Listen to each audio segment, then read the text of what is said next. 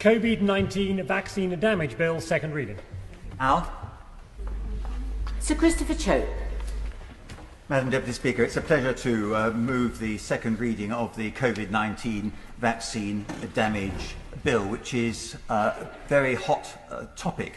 This bill is about all those who have suffered injury or even death as a result of enlisting in the war against COVID by being vaccinated. Essentially, what the yellow card scheme shows in the most recent report, which came out, I think, on the 9th of September and covers the period from the 9th of December up until the 1st of September, it shows that there have been 435 reports of major blood clots and low platelet counts, including 74 deaths. It shows that there have been 767 cases of inflammation of the heart, a condition which is almost unheard of in medicine on a normal day-to-day basis.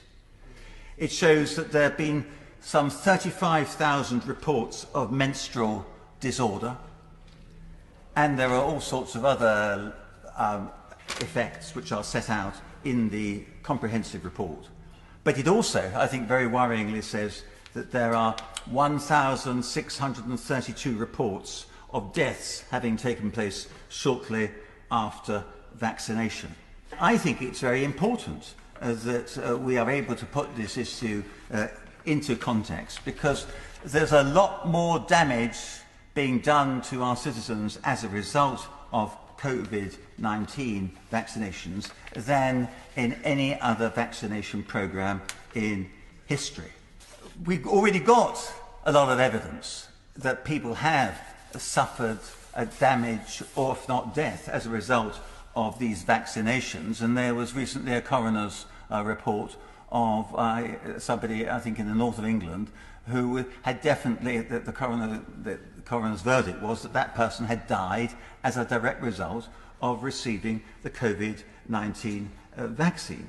It surely should be the judgment of each individual as to whether or not they are going to take the risk of having a vaccination or whether they're not going to take a risk of having a vaccination. And obviously we know that even if people are vaccinated, it doesn't mean that they are immune from COVID-19, and it certainly doesn't mean that they are incapable of transmitting COVID-19 to somebody else. So those are all issues which need to be weighed up. But going back to the Honourable Gentleman's challenge, which is basically, he seems to be suggesting that these hapless families, probably 10,000 of them, maybe more than that, who have suffered real serious damage as a result of doing the right thing. You can't ignore the fact that there is a fear out there about vaccination.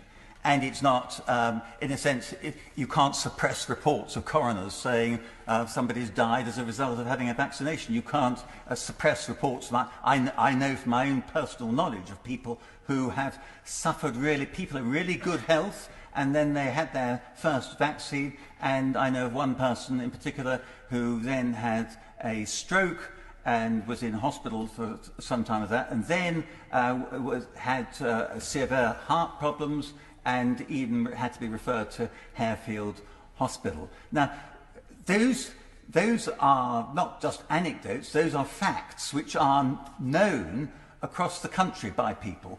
The government may have not been too keen to promote that information, but I think in failing to do that, it is actually counterproductive. I think most important of all, to give some assurance to those people who are already suffering. And our hospitals have got a large number of inpatients who are only there because those patients took the vaccine. And it's causing a lot of angst for consultants across the country. We know that there is causation between vaccinations and damage caused by those vaccines. Yet the government, in a lot of its literature, seems to be denying that.